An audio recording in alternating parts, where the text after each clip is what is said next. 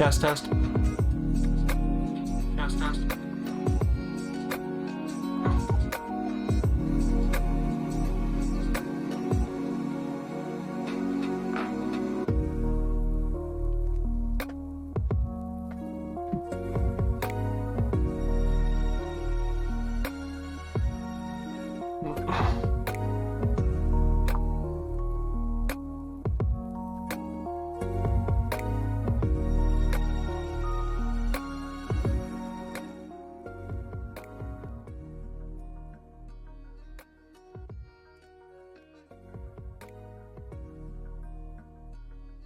Huzzah! My tracking is off. Fantastic!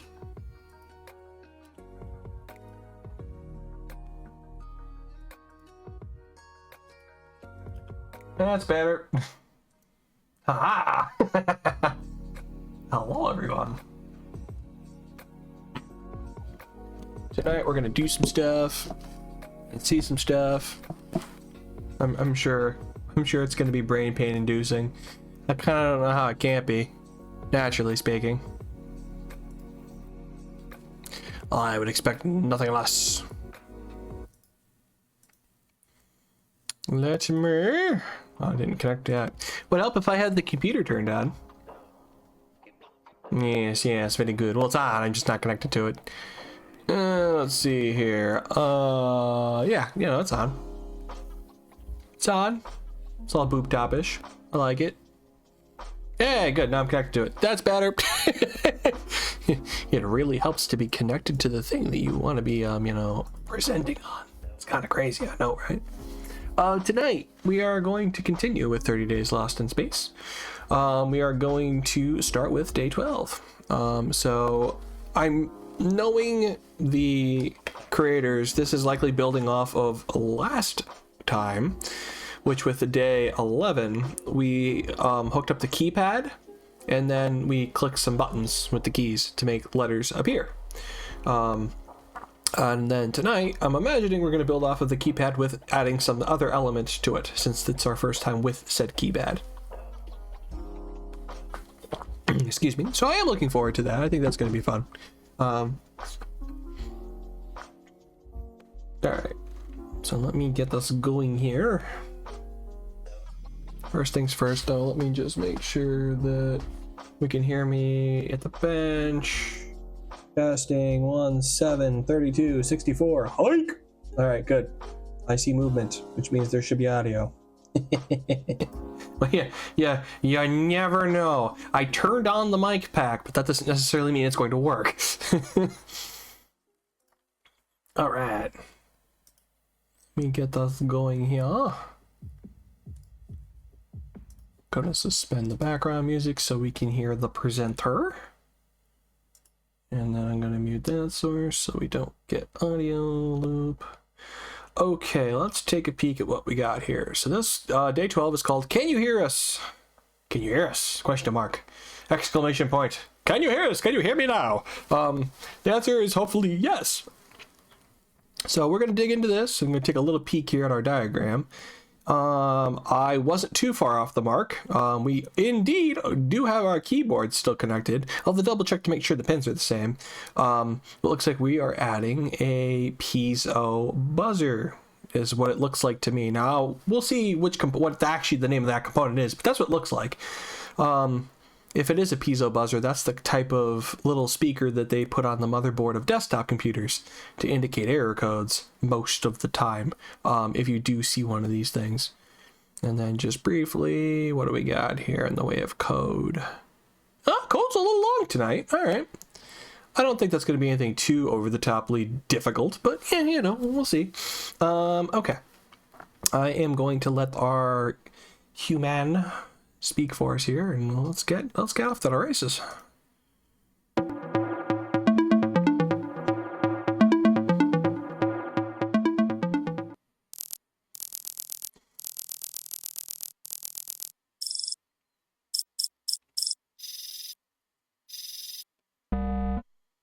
Good morning, Explorer. I've managed to stop the leak from yesterday, but the alarm system is still totally busted. I trust you've had your morning cup of rocket fuel, we don't need because today is going to be a melody of learning. We're going to make some noise. Literally. We're introducing another piece of our cosmic puzzle, the passive buzzer. All right. Now, don't be fooled by its rather mundane name. This little one can make quite a racket when it wants to.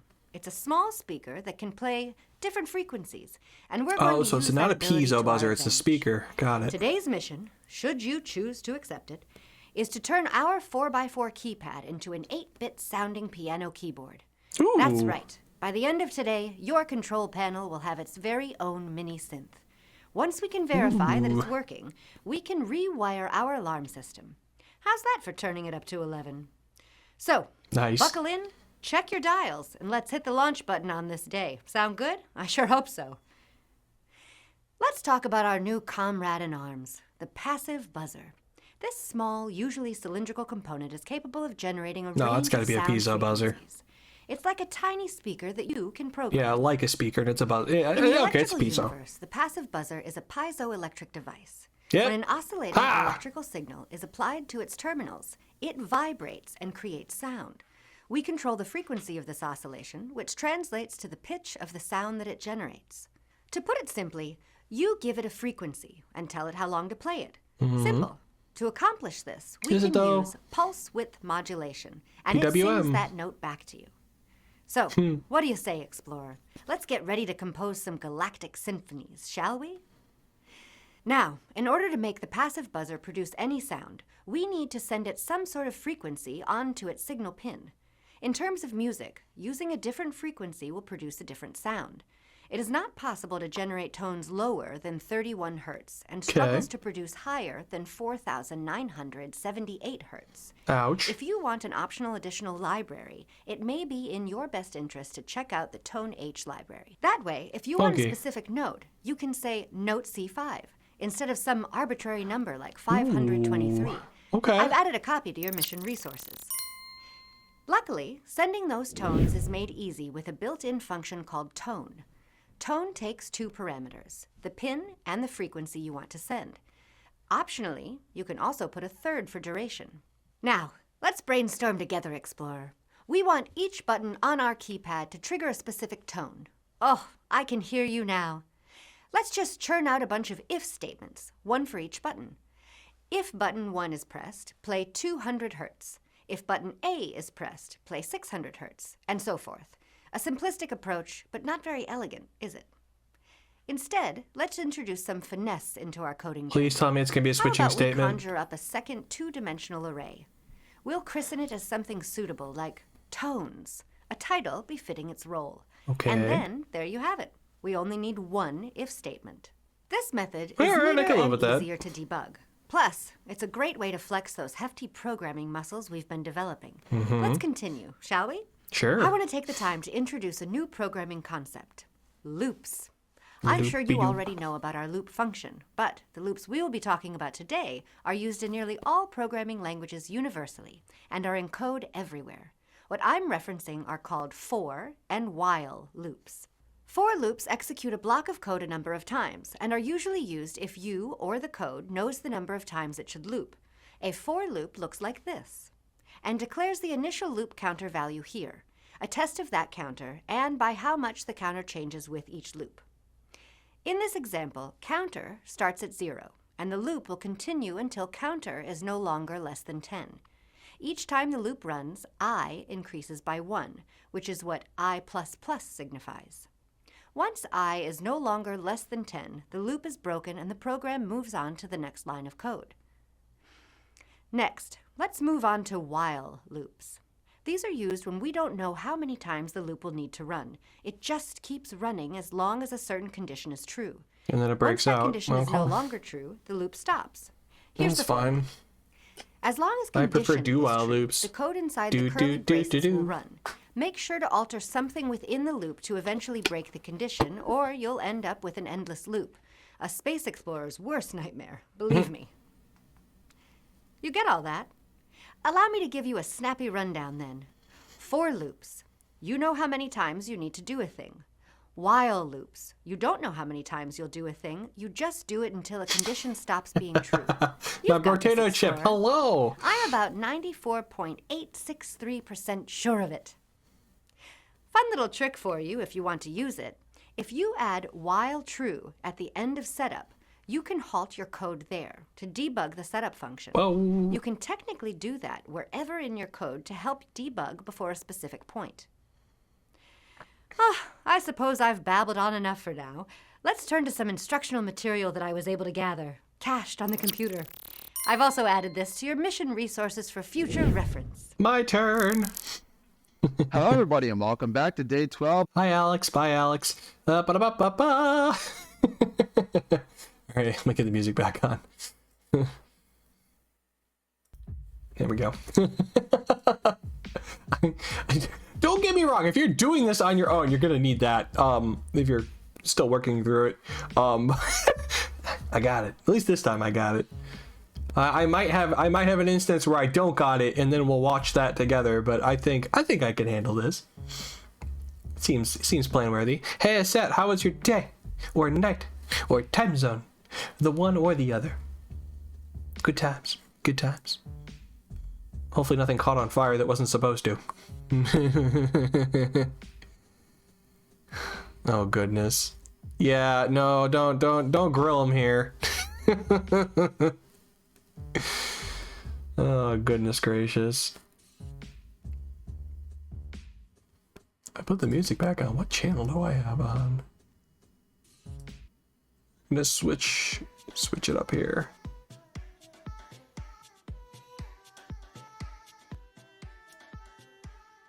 There we go. Yeah, so as I anticipated. Ew. Oh my goodness. Oh no, I did good today. I was plenty busy running around doing many things, so winning. It is / there, hon.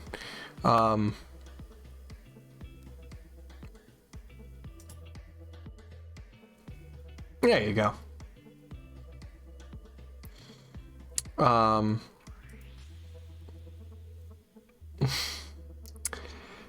Yeah, it was a good day.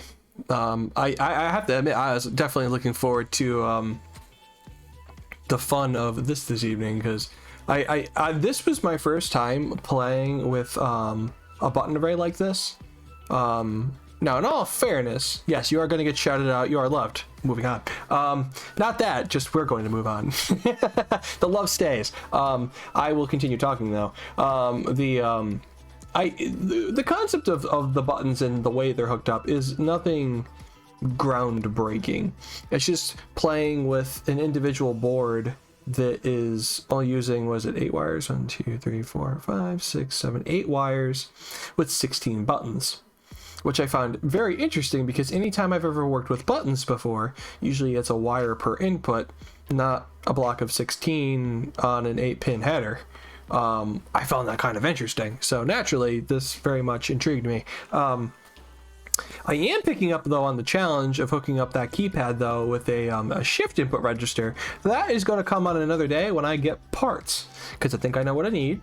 And when they come, we're going to talk about it, because that means that we could hook up this keypad with less wires. I have taken the suggestion and I'm running with it. So we're going to start with me hooking this thing up. I will showcase and we'll confirm wiring, and then we'll hook up the other stuff here. So let me switch us to the bench.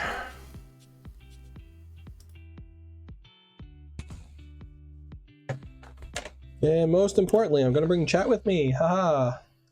Yes.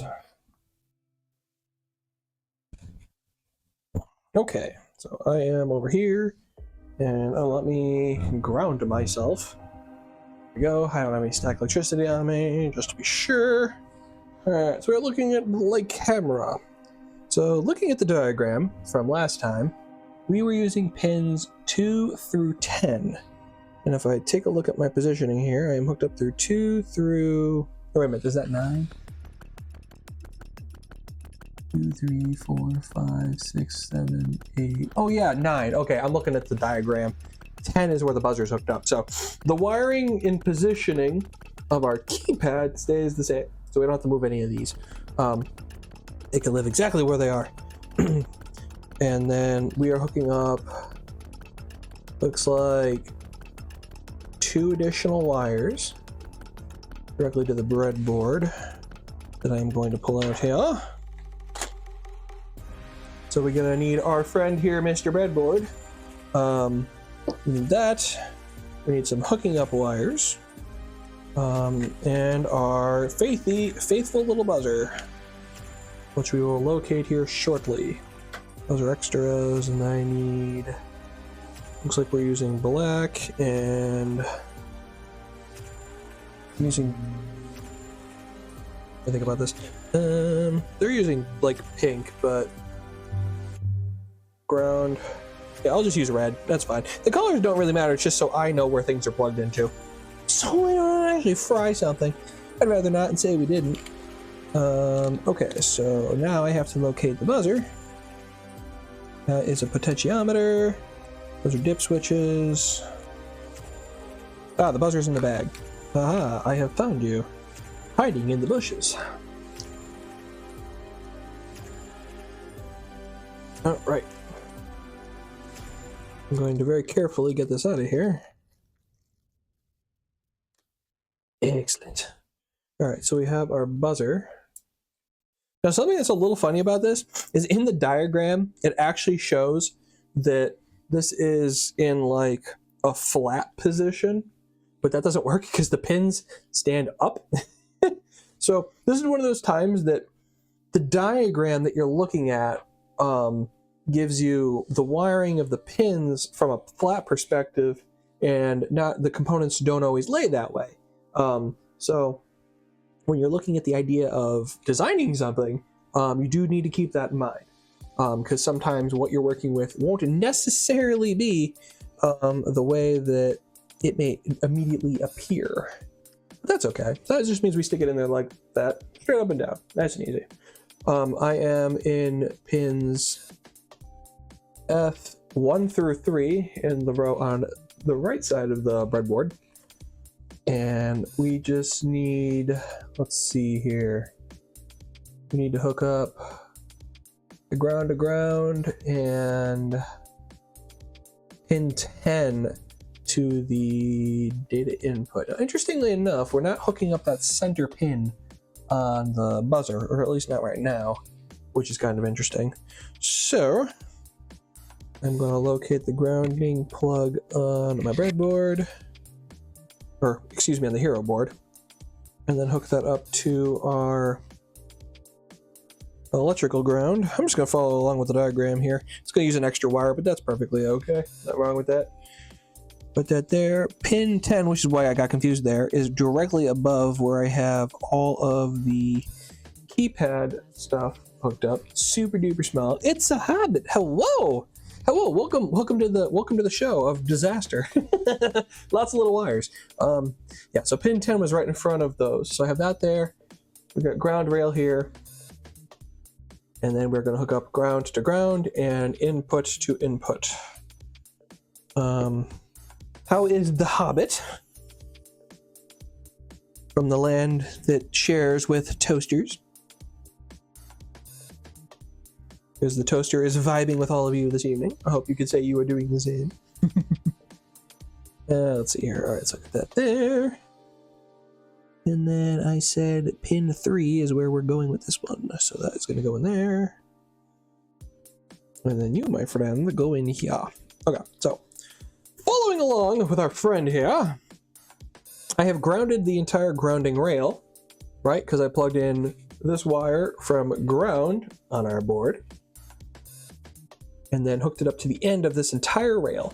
As a refresher, the lines that go lengthwise is the ground and positive rails on both sides of the board. And as long as I plug in the ground on one side, then it grounds the entire rail. So ground to ground and then input to input. On top of all that, we have our buttons, which are right here. And once we have the code figured out, clicking these will then make sound. Now, from our previous example, when I hook this up, we're going to see that when I click buttons, it's going to make code appear in the terminal, because I haven't erased it yet. But the wiring is exactly the same. So clicking the buttons will make stuff appear in the little window, but nothing's going to appear on, or excuse me, nothing is going to appear audio-wise. Now, sometimes what you might get when you have a little buzzer like that, when you apply power to the board, sometimes you get a little blip of audio or a little click. That's just usually the voltage briefly hitting the component, which interestingly enough looks like the filters on the hero board actually prevented that click. I didn't hear it. Sometimes you'll hear that on computers when you force power off a tower computer. You'll hear that pop. It's but through the speakers, not like a component drawing kind of pop, which is just that voltage running through the little piezo, and it causes it to go out and back in to oscillate, essentially. Oh, you're freezing your butt off. Oh, that's not good. That's not what you want to see. I mean, that's fair. I mean, I froze my butt off all day. It's very unfriendly to be outside in most places right now when you're on the colder side of the planet. Alrighty. Yep. Bring you all over here. And then I'm going to switch this back over to here. We can see some action here. So I am going to expand on the very brief amount of description she gave of the functions and things. in an attempt to help you visualize what these different things do. I don't know if I'll be successful, but I'm gonna try. I'm very familiar with working with loops. No, that's not good. Oh, I'm sorry to hear that, Hobbit. That is less than ideal.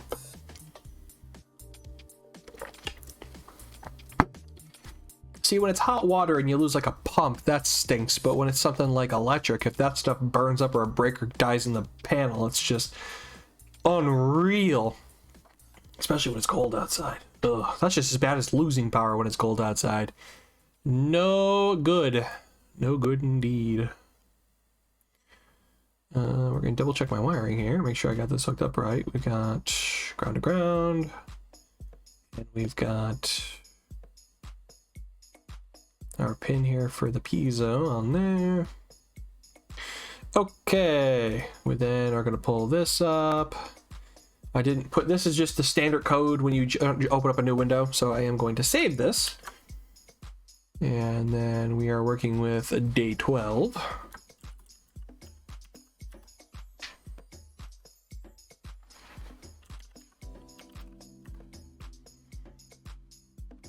All right, now that I've saved it, it then reloads it as an actual file that we're editing live, which is fine. That's what it normally does. Okay, now that we're in here, we're now going to do a little bit of tinkering back and forth. So let us see here. Today we'll use the keypad from day 11. It controls musical tones using a small speaker. To do this, we will show how to take the characteristics, or excuse me, the characters returned by the keypad library and convert them to musical notes played by our speaker. Tones will play until changed or stopped by pressing the D button at the bottom right of our 4x4 matrix. Haha! It's a Satanic. Hello! Welcome on in. How is our Hellhound, who has raised lots of money for charity and is amazing?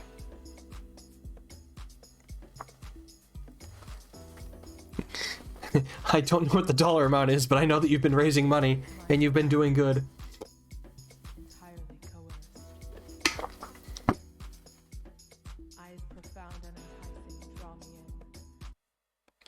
Alright, let's see here.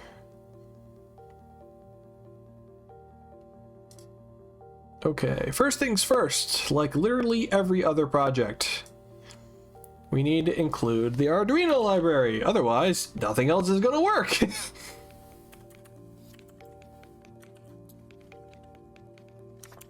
The library for Arduino is what permits us to be able to control all those fancy little pin headers that we have on the board.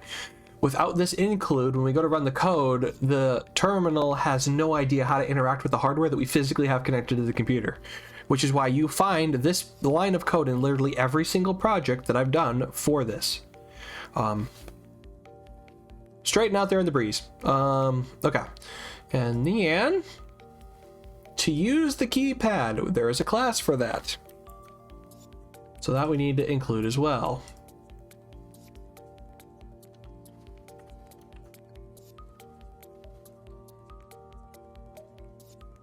Oh, I'm sorry to hear that, Satanic. Yeah, that's rough. It's honestly, it's that time of the year though where sick goes around. I was sick for like near a month. It's super unpleasant, but hopefully you're not freezing your butt off too bad. Maybe you and Hobbit should like start a campfire or something, preferably outside where there's like shelter. That's terrible. It's terrible to be cold. Yeah. Where am I at here? Wait, I don't have quotes around that. Am I supposed to have quotes around that?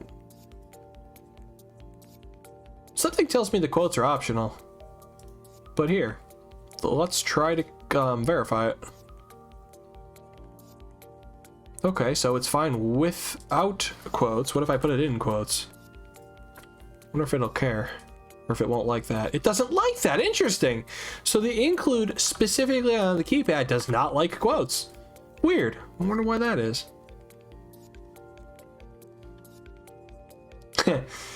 Much excellence. Okay, so this first part is going to look incredibly familiar to our last time where we were toying around. And this all exists before the first, before the void setup, which I thought was the case. So this is all code that does indeed run only once, but it's before our loop, which means that it'll only run this code once at power on. I'm gonna be honest, I don't know why we don't put this stuff in the loop. I know why the classes don't go in the loop. They have to be at the top of the code. But it seems that within our examples that maybe it's just a best practice thing that when you declare your variables that are, you know what? I bet you this has got to be global if it's out here, or maybe not. I don't know. I'm not sure. I mean, there's a reason they're doing it. I'm just not sure what it is off the top of my head. Let's see here. So we know that we have 4 rows of buttons and 4 columns of buttons. So we have a constant called rows and a constant called cols, C-O-L-S, for columns. They are both under the maximum of 255, which fits inside of a byte. So that means that to save space on our board that has limited storage, we will use the byte for the container that we have. And since this number is not going to change, completely valid, nice and easy. From here then, we then create 2 arrays. The first array is going to be, thank you for the shout out, very well deserved, the row pins and the column pins. Now there's a total of 8 wires hooked up to that thing. 1, 2, 3, 4, 5, 6, 7, 8. And that's 8 numbers. These are the header pins on our logic board. So instead of having to create 8 individual variables for each individual pin that comes off the header and declare it, we could just use an array to do it this way.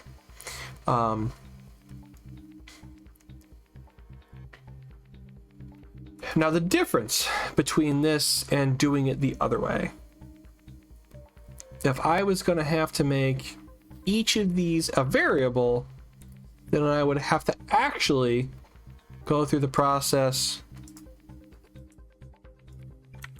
I'm just going to show you this just so you have an idea of what I'm referring to. So if I had to actually do this, 1, 2, 3, 4, 5, 6, 7, 8. Right, and then that would have to be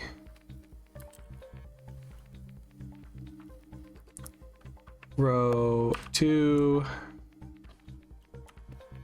3, 4, 5.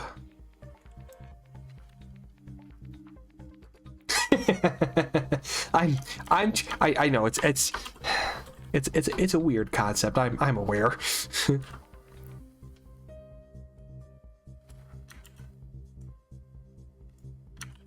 I appreciate you humoring me though, because I'm going to attempt to explain why we're not doing it this other way.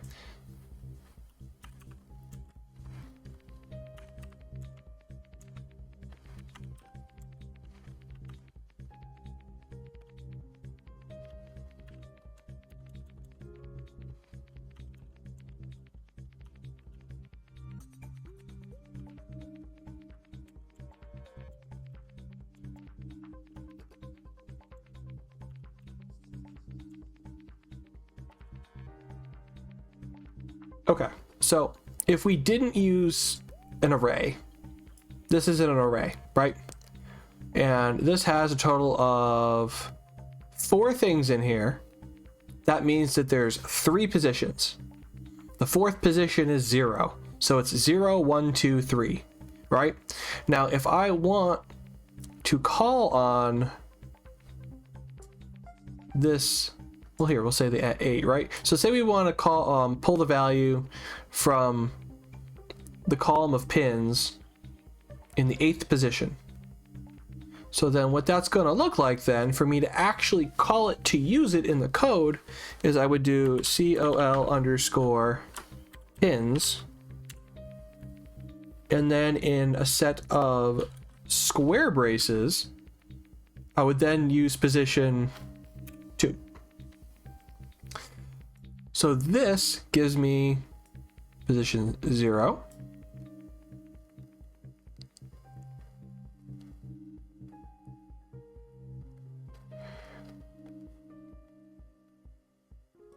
Did that get...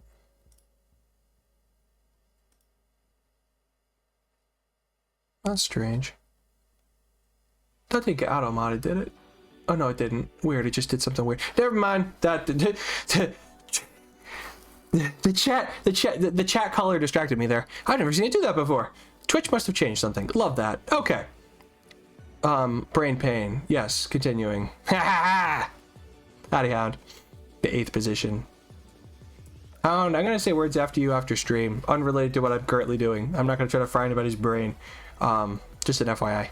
But yes, so doing this allows me to get 0, 1, 2, which this is equal to the number 8 because it's in position 2. If I didn't use these two arrays, I would then have to actually declare a total of 8 variables, name them all differently, and then set their value, which then means that when I want to call on them or iterate through a loop of code, I would then have to write the code to loop through all these unique variable names. This is a very dirty way to write code. It's not good, because when it comes to trying to iterate through it like we're going to, because we're going to need to be able to cycle through the different pin values, this is a mess. You don't want to write this way. I just want to show you what the difference is though, because this is a valid way to write 8 variables, but this is also a valid way to write 8 variables, which is just 8 containers to hold something. That is all a variable is. This variable is called row 2, and it contains the number 2. That's a container. Up here, row pins, this is 4 variables, and in position 3 is the number 2. So row pins square bracket position 3 is equal to 2. That's a variable. Now, kind of feels like smoke and mirrors, but it gives you the same thing. But the nice thing is that it only takes up 2 lines, and that's a total of 8 variables on 2 lines instead of taking up 8 lines on top of the code you would have to write to accommodate for all of those individual unique variable names. Honestly, it makes for a very large headache. I know a lot of people aren't super comfortable with the idea of an array when you're working with code, but I promise you that's something that you just got to get familiar with. It's kind of like those that draw. I saw this as an example today, and I'm going to use it here. I'm not very good at drawing. As you can probably already tell, there's a reason I'm here doing this instead of holding a paintbrush in my hand. That doesn't mean that I can't draw, but that means that there's also things that I could do to improve, right?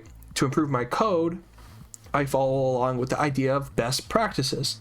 I know for a fact is that the Hedgie that is in chat that does arts has plenty of practice, but also there's a bit of structure and learning that goes with learning how to draw someone's original character, you know, their OC, how to build a background, how to choose colors, how to choose particular brushes, when you would use one brush over another. This is the same kind of thing in the coding space.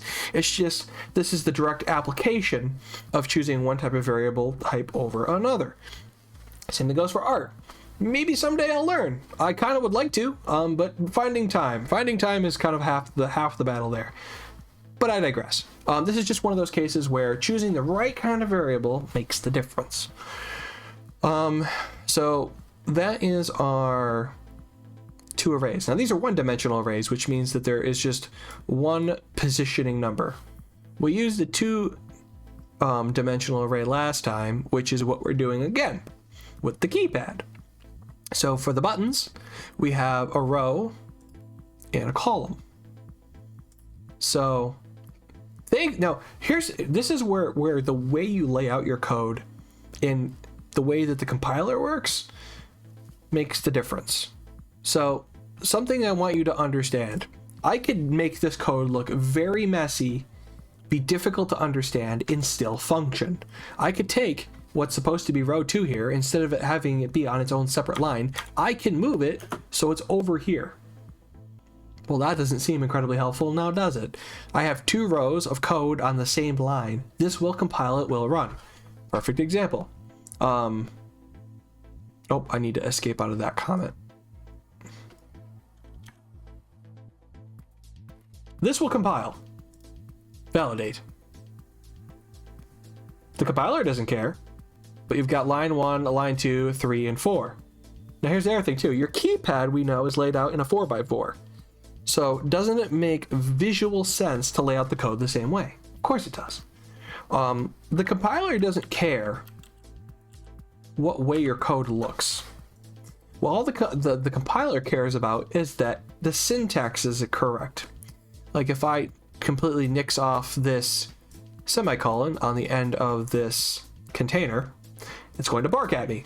It's going to go bark, bark, boop, boof, boop, compile, dead, red. If you see red, you're dead. And generally, it'll give you a very, very cryptic message in the compiler here. You can see here it says it was expecting a comma or semicolon before void, which I did take out. Oh, you better believe it's borked. Exactly. So this is one of those things that makes the difference. Do yourself a favor. Write code that you can read and understand. Add comments, because when future you revisits the code that you knew for a fact you wouldn't forget how to read, in like 7 months when you come back to an old project that you pulled out of a drawer and you look at the code, you'll go, oh, look at that.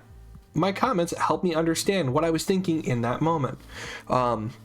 As someone who spends a lot of time looking at a lot of information day in and day out, leaving yourself notes and comments on what you were thinking will save you a world of misunderstanding of your own self. It's one thing to argue with another person. It's another thing to argue with yourself. That's a game you'll generally lose. So do yourself a favor, leave the comments. Okay, we got our keypad. Boop. All right, so let's see here now. I'm gonna grab another chunk of stuff here. And this is again before the void loop.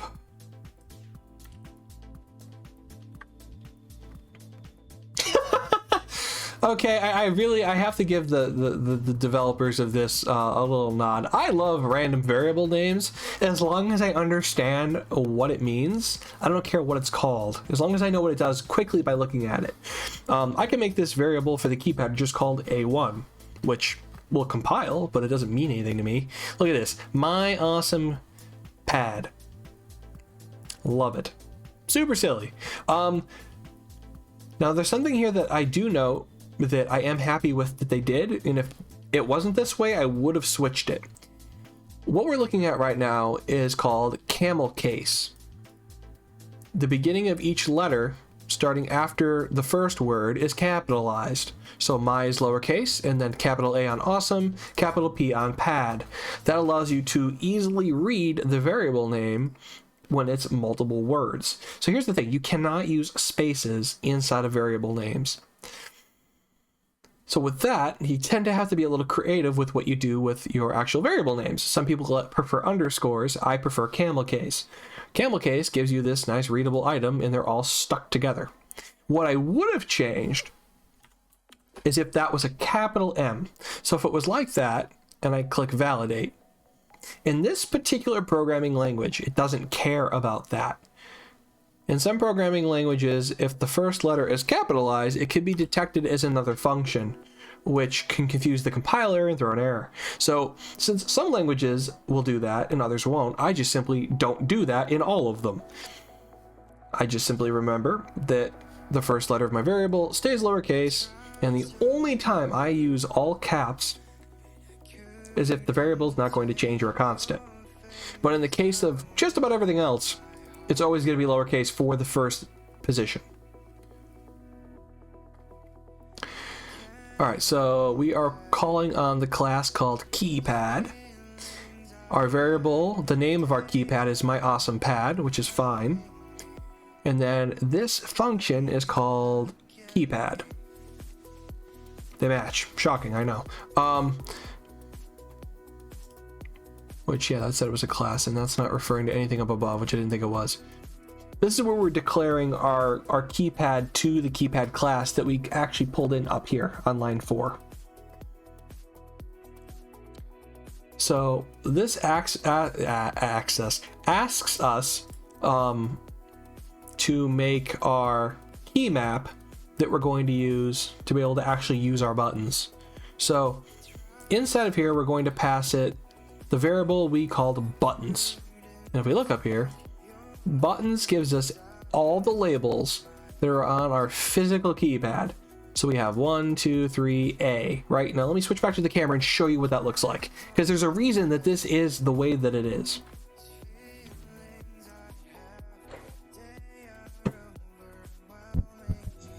It's one thing to visualize it, it's another thing to look at it. I apologize, my camera likely won't focus, but I'm going to try to show you anyway. We have switches that are labeled S1 through 16. The top row is S1, S2, S3, and S4. The next row is 5 through 8, 9 through 12, and then 13 through 16. What we want the buttons to actually be labeled in the software, as you can tell, is not S1 through S16. But what this does give us is the position, the way these are wired inside of the code. So switch 1 or S1 is the upper left of the code in that terminal window I showed you, and I'll point it out again. And S16 is physically positioned in the real world in the lower right-hand corner. So you initialize that in a way that makes logical sense when we're building out our keypad.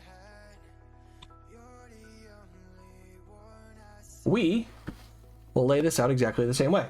So what we're doing is we're telling the software that we want to initialize the keypad class. Now, a class of code is code that you don't write. You are literally borrowing code that someone else wrote on your behalf that is well known and published in most cases. Now, the case of the keypad class, that is well known and it's published. It was easy enough for me to just grab it directly off of Crafting Table's website, the people who made 30 Days in Space. These classes, though, are inside of libraries. And the library is this include that I installed in the project. Now, that was installed in the project in the previous stream. If I was picking up on this and didn't have it,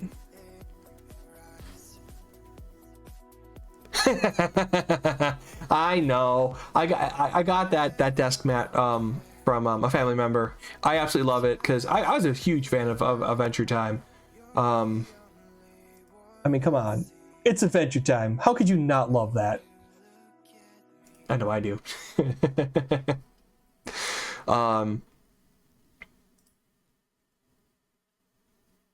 But yes, so the first thing this needs is our layout for our buttons, which is what we gave it, which is what that is right there.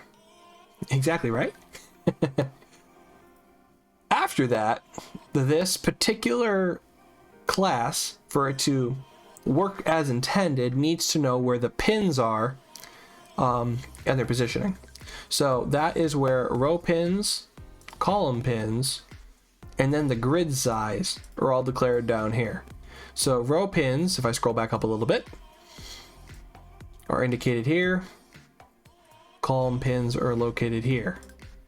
That is the easy way for us to pass all of the pins for both the rows and columns using one variable. Now, understand something. I'm pretty sure this class does not support the idea of passing multiple individual variables for the rows and columns. So I don't think you actually can get away with trying to do it the other way.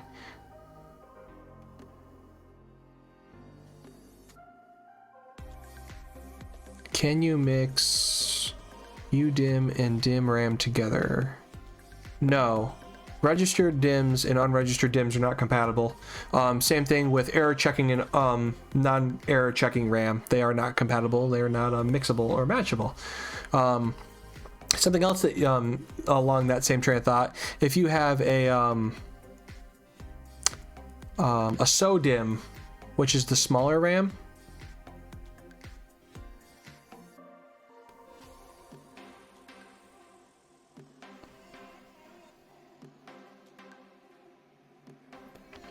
if you're talking about that upgrade kit, it's going to be fine. I already spec that out for you.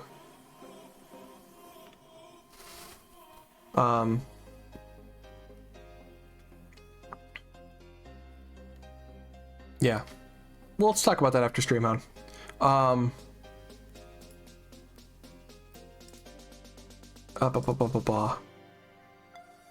yeah, the keypad layout. So it looks like the function requires the amount of rows and the amount of columns. Type constant byte, value 4. I do like that it does give you this little preview. Not every compiler will do that. Just show you what's in it. I don't have to be sorry. I don't want to get too far off track here. Okay, so as they did mention in the description, we are going to provide to this a frequency for each of the buttons. And let's see here. So it says use frequency 0 for bottom right key to end tone. So I'm assuming that since we're not providing a duration, which she did mention is optional, is that this buzzer is going to hit this frequency and just sit there and keep making that sound until I click the lower right hand corner or position 16 to shut up the buzzer.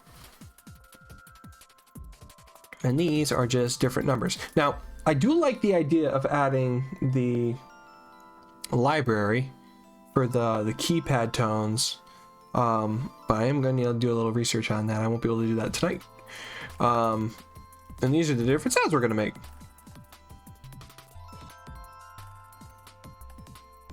Okay, so one more constant, which is pretty straightforward, and that is where the buzzer is physically wired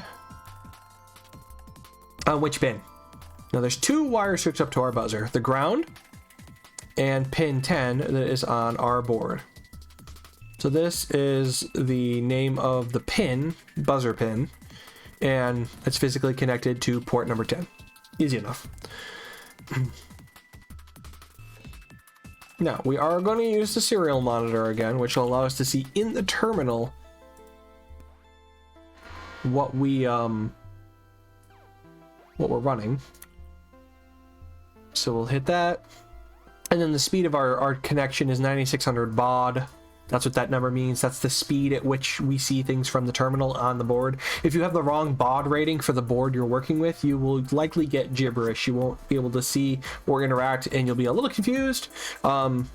That's just the nature of a serial connection. You need to tell it how fast you're expecting to go. And if you go too fast or too slow and the hardware can't accommodate for that, you get weird stuff in the terminal. I've done that on networking equipment. It's it's weird. It's very strange.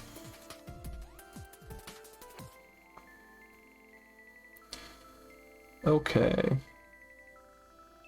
And then in our loop,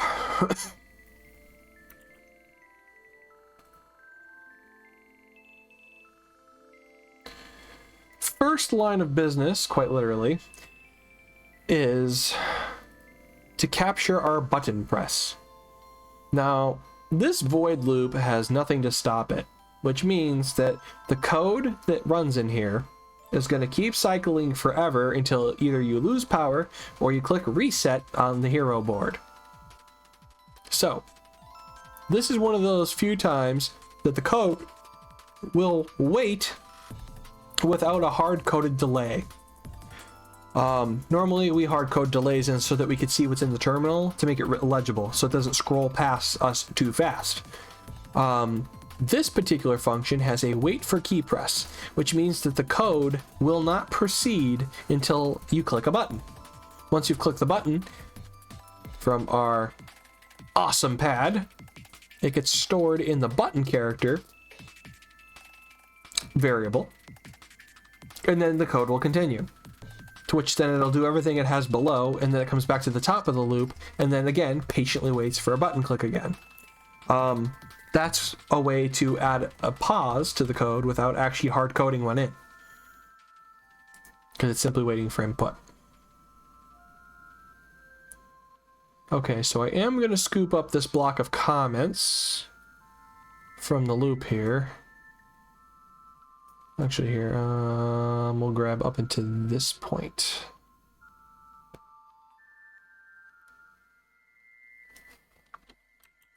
I like bringing this over in piecemeal so that we don't get lost in all the code.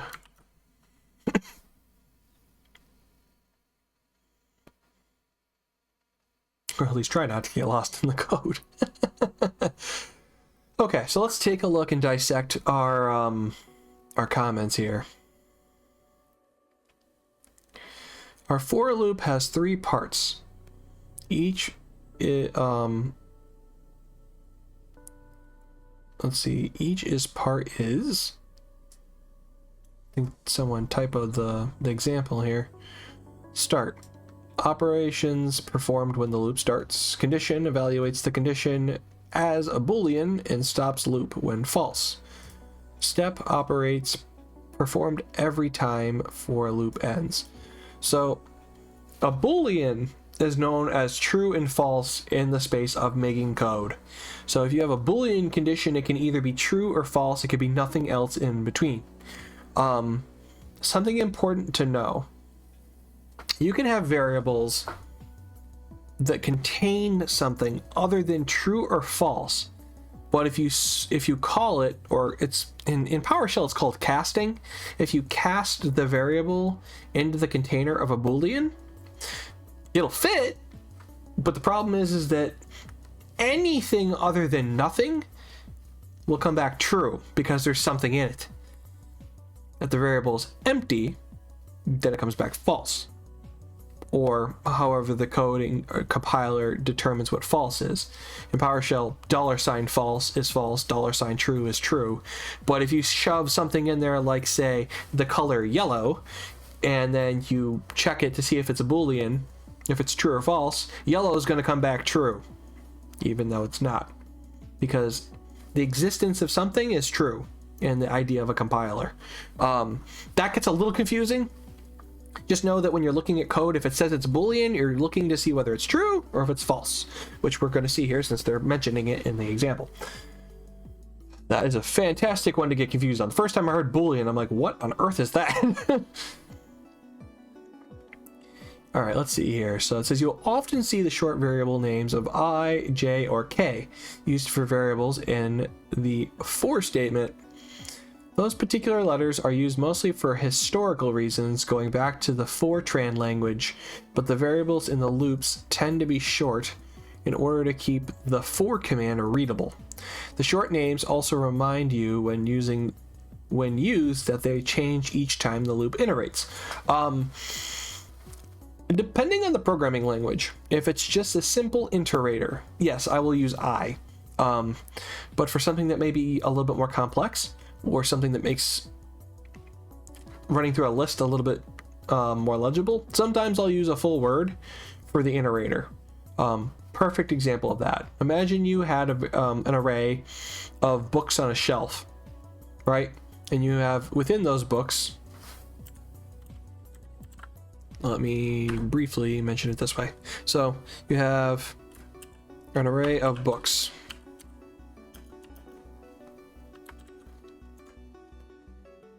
And we have book 1.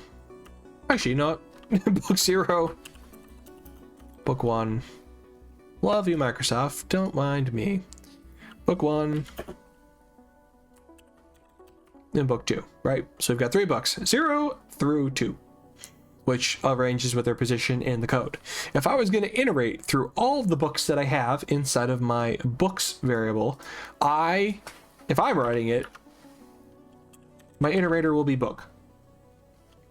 And then each time I cycle through the code, book will then be equal to position 0, which is book 0, position 1, which is book 1, and position 3, which is book 2.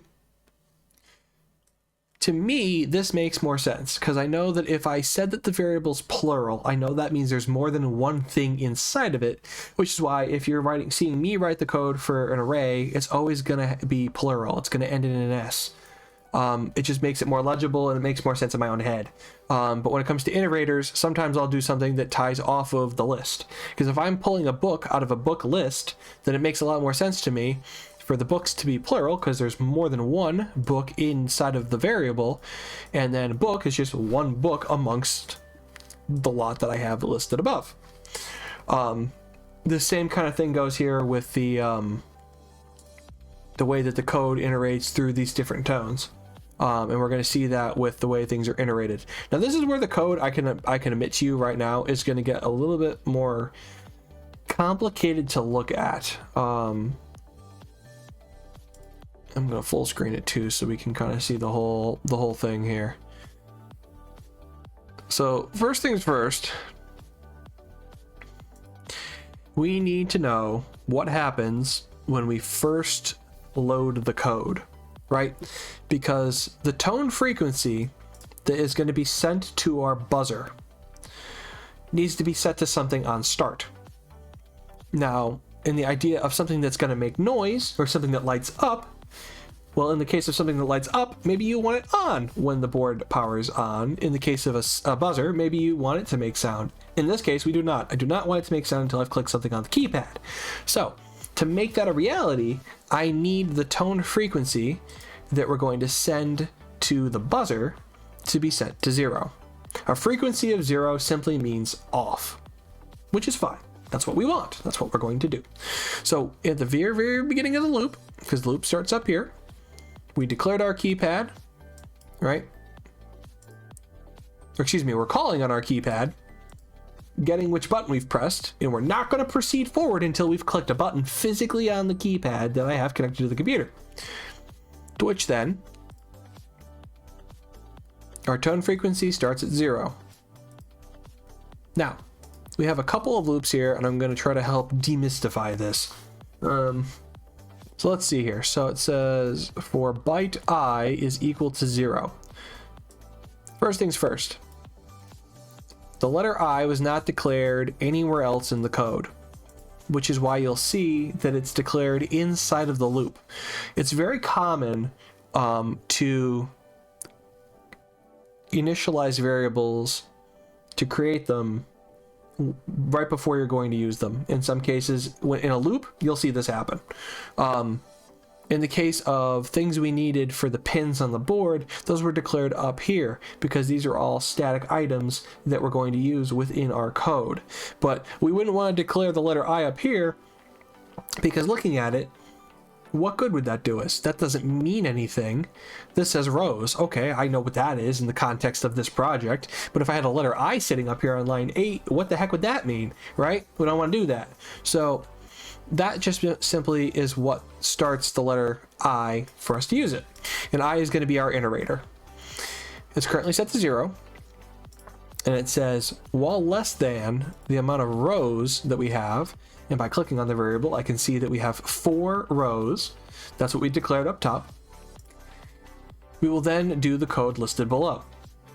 So it says, we then fall into the next for loop that's called nested.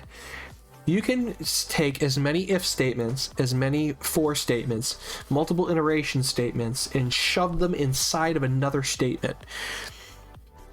Unless you need to, I advise against doing it. It's easy to get lost, especially when you start to have all of these curly braces. It's really easy to lose track of them.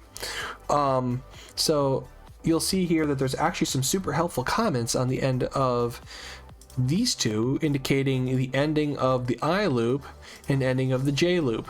Now, if I didn't have these comments here, it'll still work, but seeing that the loop that begins with I ends underneath the J loop that's inside of it. For this J loop to run, which I'm highlighting right now with my cursor, the for loop with the I has to be true. The only time you'll run code is if it's true. In this case, I starts at 0. Okay, great. We then know our value of the rows is 4, which means that this code is going to run 3 times. Because I 0, and then on the first iteration, it's going to increment. That's what the I++ means. After it runs once, it's going to increment and add 1 to the letter I.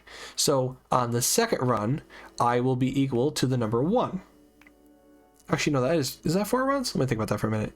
Run 0 is the first run, and then I is equal to 1, which is the second run. And then 0, 1, 2, and then on iteration 3, that's 4 loops, but then on the next run, I will be equal to the letter, excuse me, the number 4, which will break it out, because this is a less than symbol, not less than or equal to, which means that I starts at 0 to get 4 full runs in. Runs 0, 1, 2, and 3. 4 runs. So it's going to cycle that many times per row. Now, once we get in here,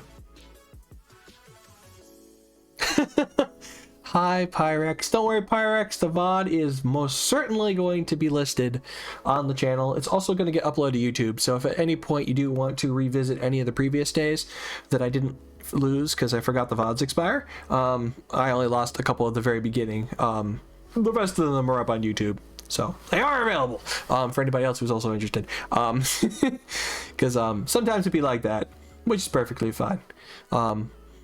You can also rewind me on that platform, which is helpful. So yes, so we fall into the loop just based on some very simple math here. We do the same exact thing for the letter J, which is just another iterator. The letter doesn't truly mean anything. It's just simply the meaning stays within this area of the code. Because, actually technically within its block of code, because we then use it down here, which is within its own loop. So we do the same thing for columns and the logic stays the same. It's going to run through 4 iterations. Iteration 0, 1, 2, and 3. That equals 4. It is Wednesday. Indeed. I hope I haven't melted everybody's brains. I'm hanging in there. I hope you are too. I appreciate y'all for sticking around. I realize this is some pretty hefty stuff. I don't know how bad it's gonna be when we get to the display, but so far we haven't hopefully I haven't melted too many brains. I know, I completely understand this is heavy. In trying to explain, it's a work in progress.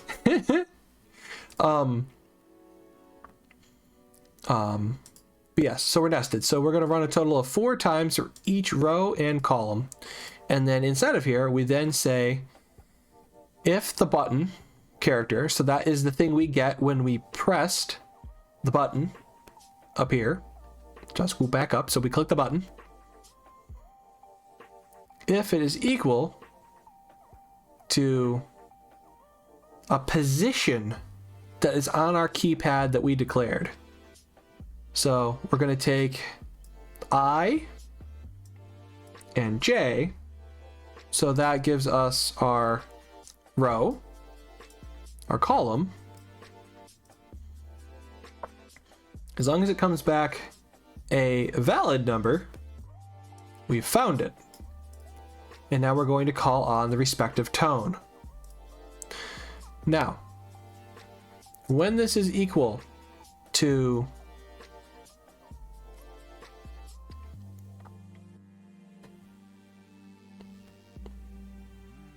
those positions 1 through 4, right, we're looking up the row position.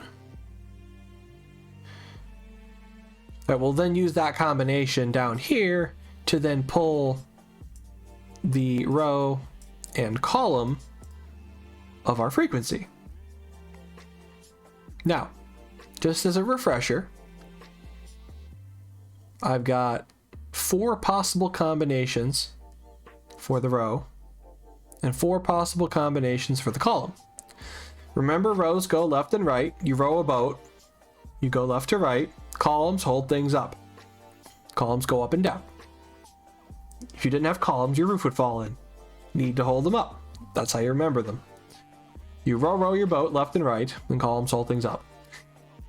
So, if I pass that I clicked on, let's say, the 3rd button in the top row, that means my row positioning is 1, and my column position is 3, which equates to me physically clicking the 3rd button. The code then takes those 2 numbers down here, and then these are all directly associated with the position you see above. So if I click 1st row 3rd button, that is going to equate to frequency 147. Now, I specifically refer to this as the 3rd position, but this is index number 2, because you got to remember, even though this is the 1st position, this is actually row 0. This is column 0. Column 1, 2, and 3. When it comes to actually calling on our position here. I exactly as that. Screaming and melting of brains. I get it. That's why I'm scrolling up and down.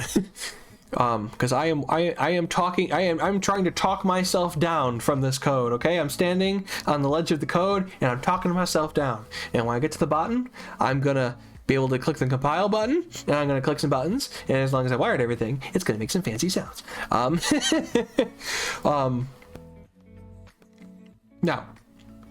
that we know our button that we clicked, we know which frequency that we want to come out of the buzzer. That is, then we do some stuff down here. So, serial print. Mickey Mouse code. No, that's a copyrighted thing, or I don't know. It's a thing. Call it Great Joe's code. That one's not copyrighted. At least I don't think it is. I don't know. Trademarked. I don't know. The business world is a very strange place. This thankfully is very easy to read. This down here. Serial print. That just simply means that what you see here is going to appear in the terminal box that's behind my head. So the word key is going to print out in a space. And then we're going to print to the screen the button on the same line. So it's going to be key, a space, and then directly after that is going to be the button we pressed. And then we manually put in here 3 spaces, the word frequency, and then an additional space, and then on a new line, the tone that we asked for it to play through the speaker. This manually spaces things out so we can read it without it being very painful to try to look at. Now, if I wanted these to be all on separate lines, I could do that, but by partially crafting it so things line up with the headers, it's a lot easier to read when you're looking at the code when it comes out to the terminal. Oh no. That's understandable. No, I'm not done yet. There's one more thing that I didn't pull back over. Because as you'll note, all we've done so far is just spit out to the terminal with things we clicked, but I didn't bring over the code yet that actually makes the sound. So I'm gonna do that next.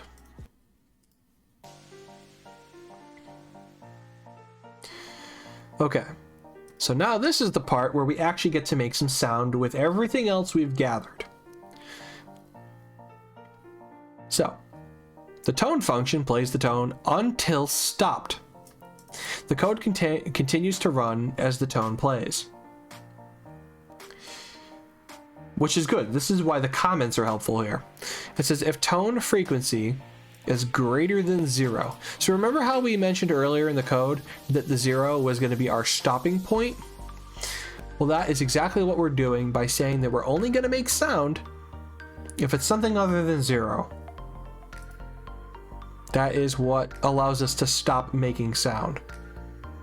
Because if 0 is the tone frequency, or button 16 that I click, 0 is not greater than 0, which then simply means that I'm calling on the frequency of being shut off. Oh, thank you for the follow. How do I pronounce your name? To me that looked like Muha, but I don't want to butcher it, even though I probably already have. Welcome on in. I say things and I do code and I play games sometimes. Because this, as you can tell, is a pretty heavy subject. Heavy in the kind of heavy that, you know, could squish your brain. It's fun though. I have a good time. So we now know that if we're a number, clearly these are all valid numbers of frequencies. They cannot go below 31, and I forget what she said the maximum is. That doesn't look like it's the maximum. But 0, coolly enough, is how we can get this sucker turned off. Now, if I was evil and I removed that 0 and put something else in there, as soon as I clicked the button, I would never be able to shut it up until I unplug the board. Which would be kind of terrible. But if we look here, we have 1, 2, 3, 4 by 1, 2, 3, 4. This is a 4x4 grid, which lines up with the 4x4 grid up here. Which then down here, the tone function says here that we are passing pin 10. Pin 10 drives the buzzer. Pin 10 drives the buzzer. Passed as pin, which is exactly what we did. It's called buzzer pin. Now, interestingly enough, it says right here, pin 10 drives the buzzer, but where did it get that from? Drives the buzzer part. I know it's a buzzer, but we called it buzzer pin so that we'd know what it was. Interesting. I wonder where it's getting that from. And then tone frequency here passes as a frequency. This value 0.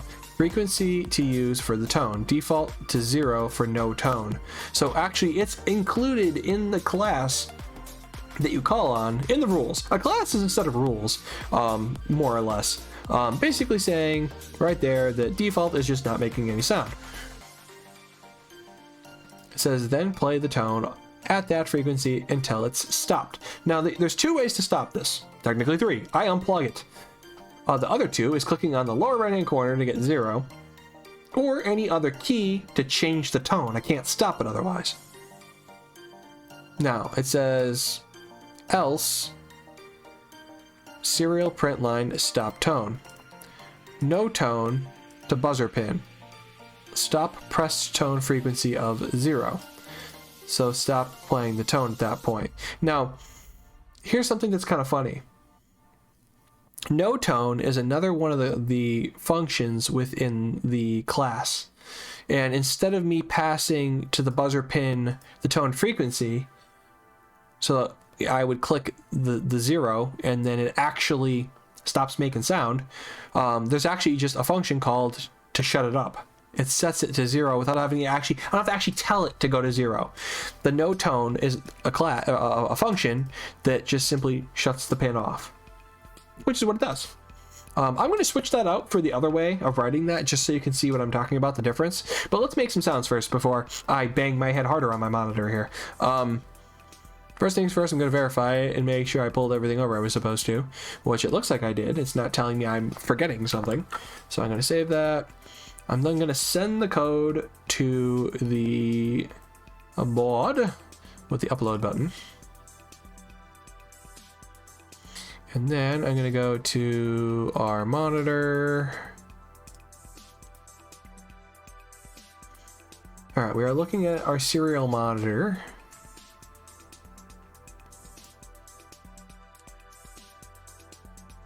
Which is this area down here. Now it's time to see the proof in the pudding. I should be able to click some buttons, we should hear some things, and then we should also get some stuff to appear in the terminal. So, I'm gonna physically click some buttons, and we're gonna hopefully get some sound. I think I'm sliding back and forth with the chair, so I'm gonna grab myself first. Make sure I don't accidentally send static electricity into the components. I'm grounded now, so I'm in good shape. So I am going to click the switch position 1. Whoa. That's a really low frequency. Key 1, frequency 31.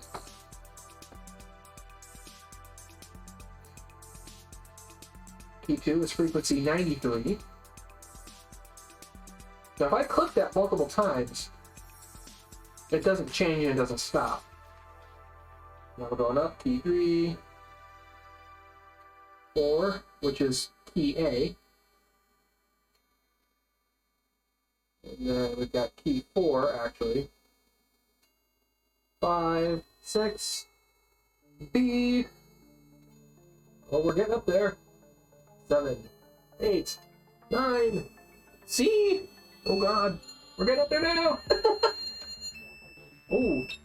Oh gosh, we're at the top. We're at the top, and we're stopping it. We are stopping it. We are stopping it right now. I'm gonna be honest with you. I don't know how loud that must have come across on the mic back, but hopefully I didn't fry anybody's ears. If I did, apologies in advance.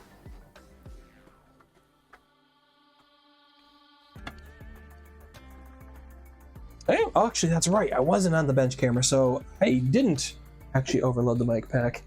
Which I'm venturing you probably would have. That was I'm not going to go as high of a frequency, but I do want to show you what I was doing here over here. So you got to see what the terminal looks like. Now you actually get to see the button portion, which is you probably already will imagine what I'm about to do. I click a button, and then it makes sound. I click a different button, it makes a different sound. I click the lower right-hand corner, and it stops. That is what I was doing, and I purposely cycled through all the individual rows, going one at a time. So I did position 0, 1, 2, and 3, and then row 2, column 2, column 2, column 3, or column 0, column 1, column 2. I am confusing myself here. That's it. This is the part where you get a little confused because the index in the code is position 0, but physically this is the first button in the line. So buttons 1, 2, 3, 4 in the first row across all 4 columns. If your brain doesn't hurt by now, I know mine does. That's why it's important to keep track of what you're actively doing. Because let me tell you, it is really easy to get lost in the code. Lost in the sauce, as I'd like to call it. Because my goodness, it is real easy to fall down a flight of stairs in code land. But that's just how it goes sometimes. It's cool how we've interacted with the different physical elements, bringing in something that we can actually do into this. Because it's fun to control the LEDs, and like I was super stoked with the RGB LED, the one you can change the colors. Super fun playing with that, but actually having something that you can physically interact with the real world, where you actually get to do something, you know, flipping the little toggle on the dip switches or clicking the buttons on the keypad. To me, that makes the code a lot more fun. It's fun to make, you know, lights and sensors to trigger, but I don't know, that the aspect of the real world brought into what you're doing in the coding space just makes these so much fun to play with. That is the extent of the coding that we have done here this evening. I am curious though, excuse me, do we have any questions? I will attempt my best to explain if I can. Anything about the way I physically wired the board, or anything about a specific part of the code that you don't understand. I am open for questions if anybody actually has some, because it's a very complex set of things. But it is rewarding because when you do get to play with the code, you do get the beginning of a bit of an understanding as you toy with it. See, I like to take it. See, I even copied the code over in bits and pieces instead of as just grabbing it as a whole chunk and then trying to work through what the different pieces mean. I always like writing code in chunks to do a thing and then move on to the next chunk of code that does the next thing. When you're writing code, you've got a couple different things that you need to do each time. You need to write the parts of your code that, in this case, mean something to the physical world, which is where our pins are plugged into the physical equipment. And then you build the logic of what the program is supposed to do based on what you want. We want to hear something come out of the speaker when we click a specific button. So that means that the compiler needs to know where the buttons are, what the buttons are supposed to do, and then what you want to have happen once they're interacted with. That's the one thing about code and the different statements. The if statements are super easy to write. If this thing happens to be true, run the code. Hi, Gray. Hopefully your first day of controlling the slow mode went well. I caught a little bit of that earlier today. Just running out to grab coffee.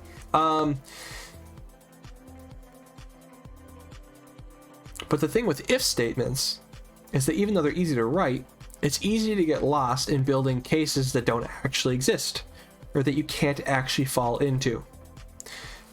Here's what I mean by that.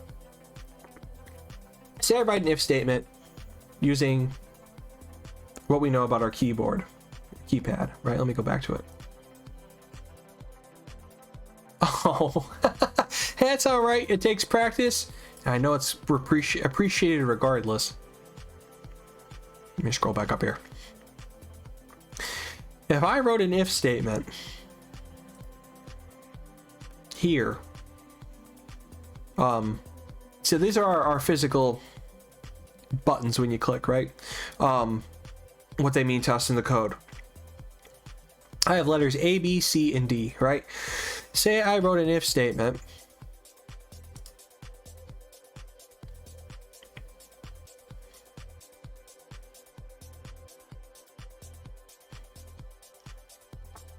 It's the double equal symbol. Okay, I have to take a look at that.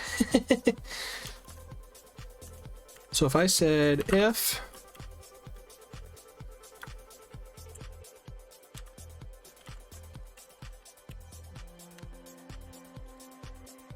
actually, let me go further down here just to not confuse myself, because I actually want to get from the button character. I would want to put it here. So I said if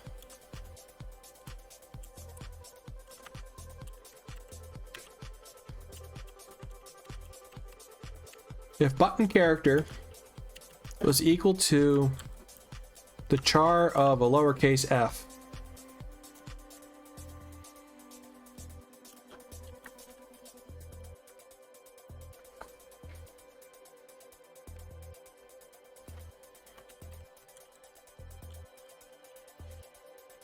serial print F key has been pressed.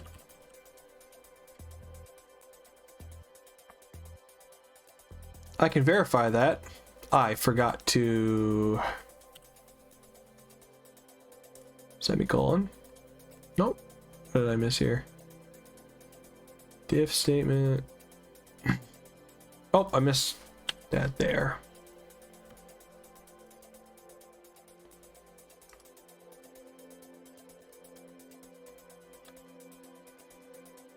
Button. Oh, I misspelled it.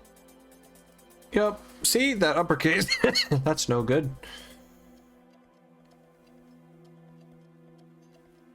Invalid use of the print statement.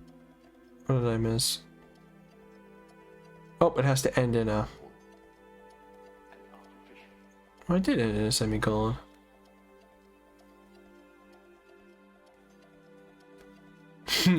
I'm glad you found a home for the stickers.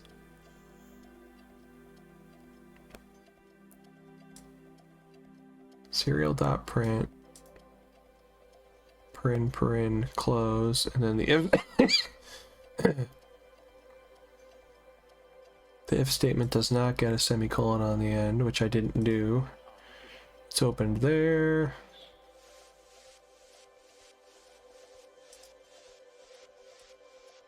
Oh, am I supposed to close?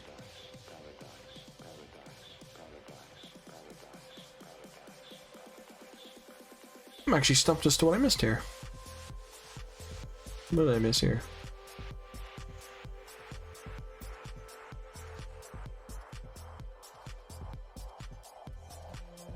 Compilation error, invalid use of print.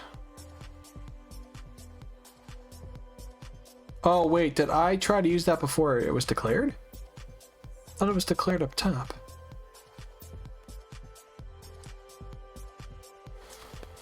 Unless I spelled it wrong, which maybe I did. I did. I had a typo in there. I'll do it. There we go. Okay. This is valid code. This is also a case that will never be true. The button does not have a character F up here anywhere, which means I could click every single button on the keypad, and surprise, surprise, I will never end up in case F. What causes some confusion is if you accidentally write an if statement or stick an if statement inside of a loop or inside of another if statement, because you can nest them inside of each other. I'm gonna be honest, I don't do that unless I absolutely have to, which to be honest isn't very often. As you can see, once I wrote it correctly and spelled everything correctly, this is compilable. I could send this to the board.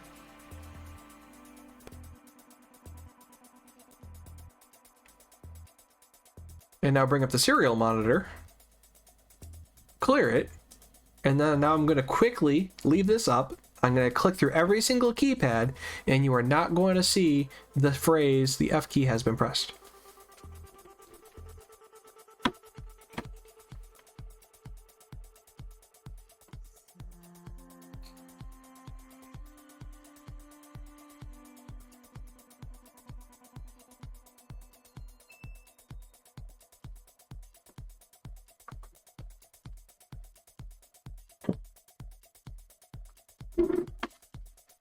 And just like that, I could scroll through the terminal. There is every single one of my clicks. Keys 1. I was going to say 1 through 4, but it's 1 through A. And then 4 through B.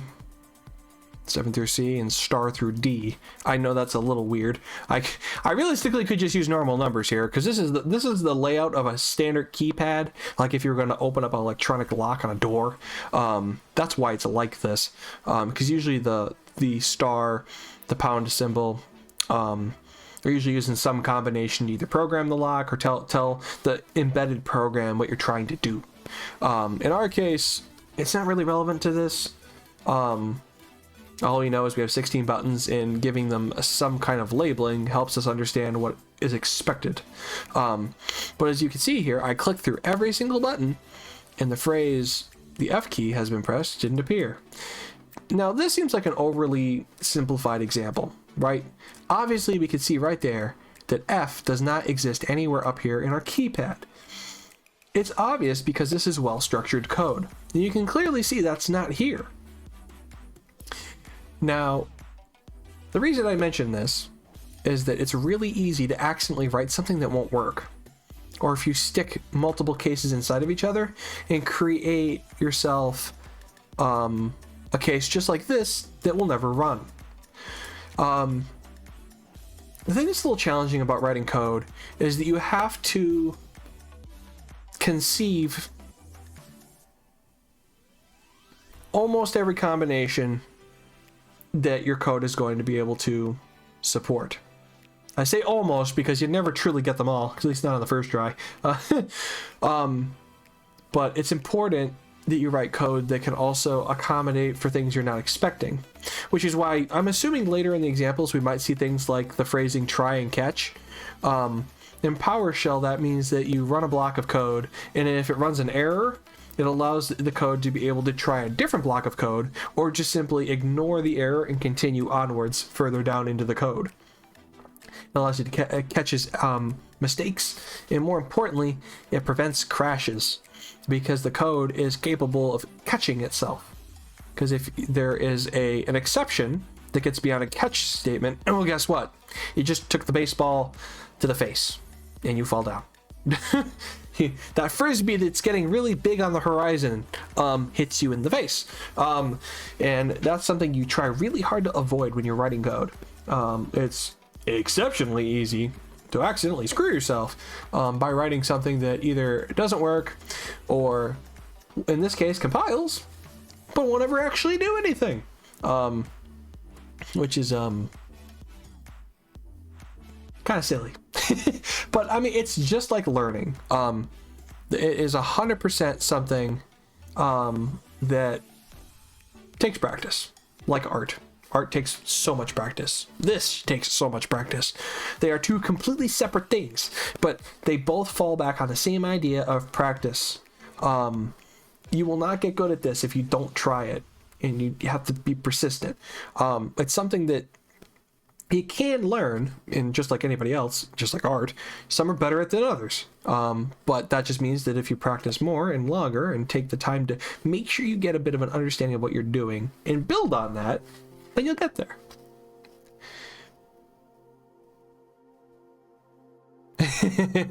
Well, I said I'm very glad that that has reached you. I didn't hear from you, so I was just kind of hoping that the system known as the mail functioned, because it failed me twice in a row. So that's good. I'm glad that. What if you learn? Okay. All right.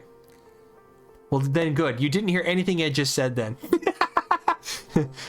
Huh. That is totally not a spoiler of something I didn't say out loud. You heard nothing. Oh well. I couldn't have known. Alright, it's a little bit of a spoiler. I mean, it hasn't come back to me, so that's fair. Exactly. Fantastic. Don't look at the VOD.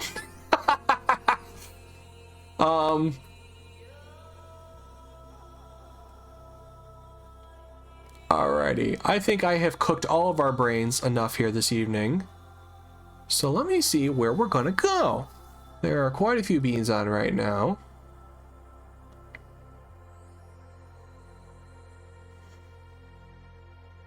Oh, let's see what it seems to be a good option. Ooh, we haven't rated her in a while. We're gonna do that. First things first, let's do a raid message, because I always forget to do that, religiously for some reason. You're welcome, Miss Set. Thank you very much for sticking around and listening through this absolute disaster, that I call coding, because it is. It's like an act. It's an act of doom.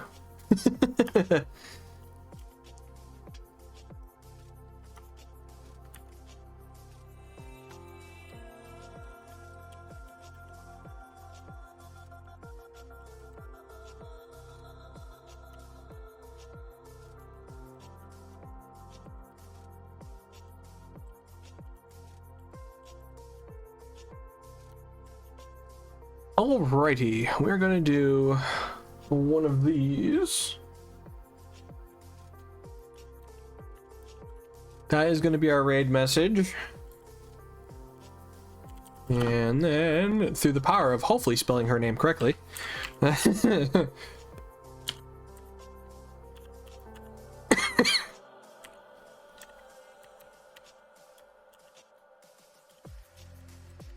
oh, that's supposed to be an underscore. So this is why we proofread. Yeah, all right, I got it on the first try. Mission is accomplished.